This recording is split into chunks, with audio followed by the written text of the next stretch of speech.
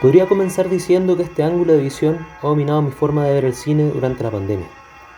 Podría comenzar reclamando sobre este formato en el que el tamaño de la pantalla me permite apoyarla sobre mi cuerpo. Pero no es cierto que esta forma de ver sea una novedad para mí.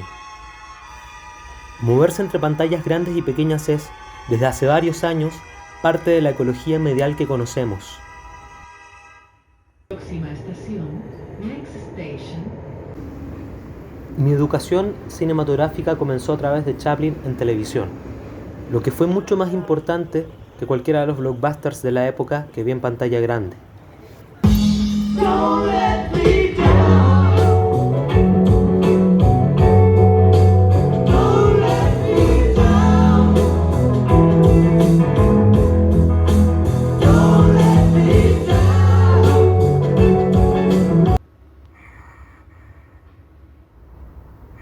Desde mucho antes de la pandemia, ir al cine semanalmente y explorar su historia en casa era un proceso natural y no antagónico.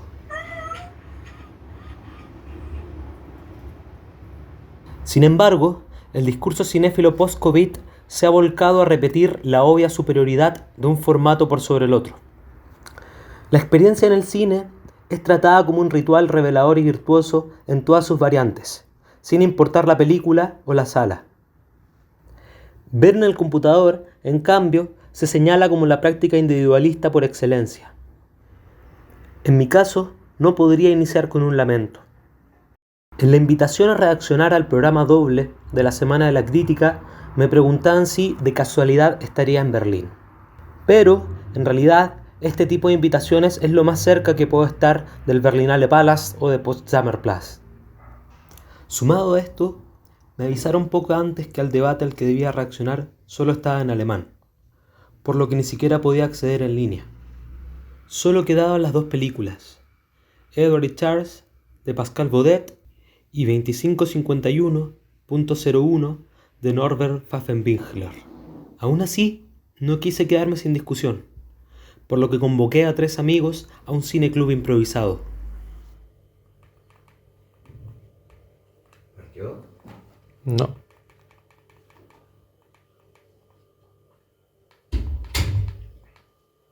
Compu nomás. Oye.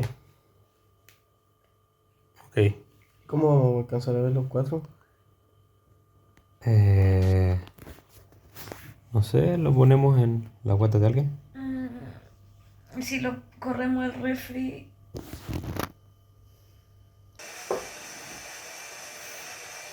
¿Ven bien? Esto es todo el brillo, yo creo. Ya.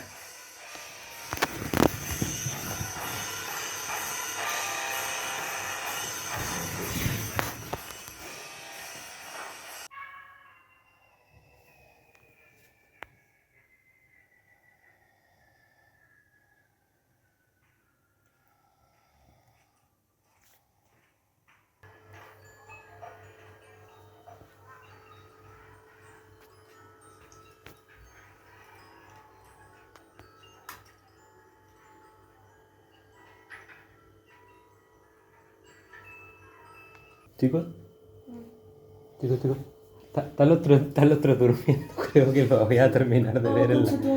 Creo que lo voy a terminar de ver en la pieza. Yo creo que vi 2 minutos.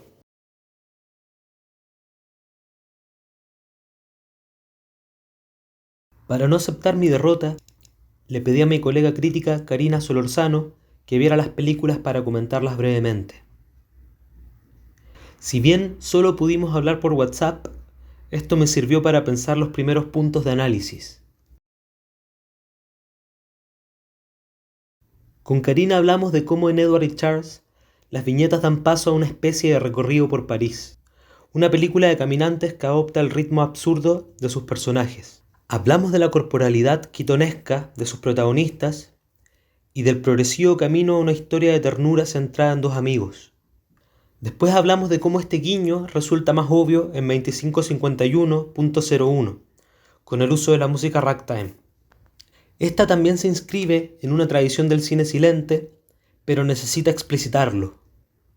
También deja en claro en los pressbooks y en los títulos que se trata de un remake libre del Pibe de Chaplin, aunque probablemente no hubiésemos notado esto sin leer la descripción. En ambas películas se busca una forma de leer la tradición bajo formatos nuevos. Aún así, mantengo la confusión respecto al programa doble y lo que se pudo haber hablado en el debate en alemán. No pude crear mi propio espacio de Berlinale, pero no por eso habría que dejar de intentarlo. Los discursos que dicen querer salvar el cine, sin entender la complejidad medial del presente, seguirán siendo un obstáculo. Desde este rincón del mundo no queda otra: crear y sabotear nuestras propias versiones de lo que nos llega desde el centro.